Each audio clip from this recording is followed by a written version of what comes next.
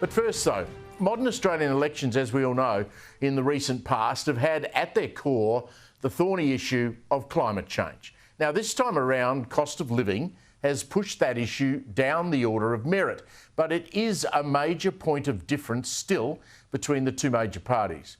Now I'll leave out the Greens, who are just blindly obsessed with climate change. But as I mentioned, Labor attacked Peter Dutton over comments during that ABC debate. But it was a Climate Council, remember that name, a Climate Council report this week that made some incredibly inflammatory claims. What is it with outfits like this that they feel the need to exaggerate and get hysterical about climate? Well, I'll tell you who the Climate Council is shortly, but one of the more vocal members of the Climate Council I've spoken about before. I've actually interviewed him before. His name's Greg Mullins, whose claim to fame is that he was once the Chief of New South Wales Fire and Rescue, and he did a great job in that role. But in my view, Mullins is now an alarmist. Now, if you don't believe me, let me give you just one quote from him in this report. He says, quote, "As the climate risk map and report makes distressingly clear, no home or business is now safe from the devastating consequences of burning fossil fuels. No home or business anywhere in Australia." It gets worse. Quoting him again, he says, "Even if your electorate is in a low-risk zone, it does not mean fires or floods won't happen in your local area because climate change has rewritten the rules." End of quote. Let's just think about that for a moment.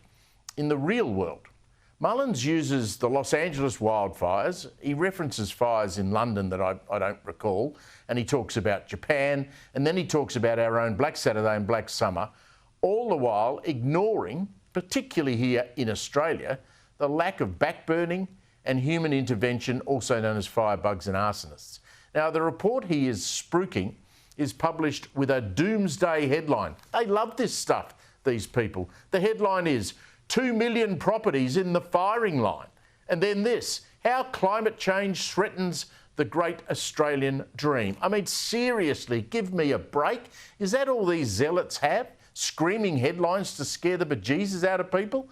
Their summary says the report exposes the electorates where businesses and homes most at risk from climate change. Climate-fuelled flooding, bushfires, tropical cyclone winds, coastal inundation and extreme wind. The most extreme wind is in the language used to peddle this stuff in this report.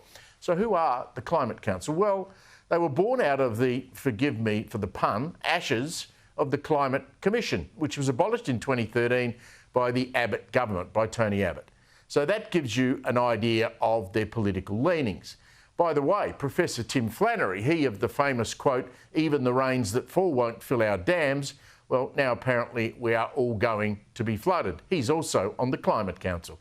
The new report is called At Our Front Door. More emotional arm resting and twisting. And I'll leave the rest of the report in the bin where it belongs. It makes this claim, quote, 1 in 23 Australian homes, 1 in 23 Australian homes or businesses, or 652,424 properties across the country are already at high risk from one of or more hazards that have been made more dangerous by climate pollution, and another 1.55 million properties, 1.5 million, are at moderate risk. They then talk about high risk and inability to get insurance.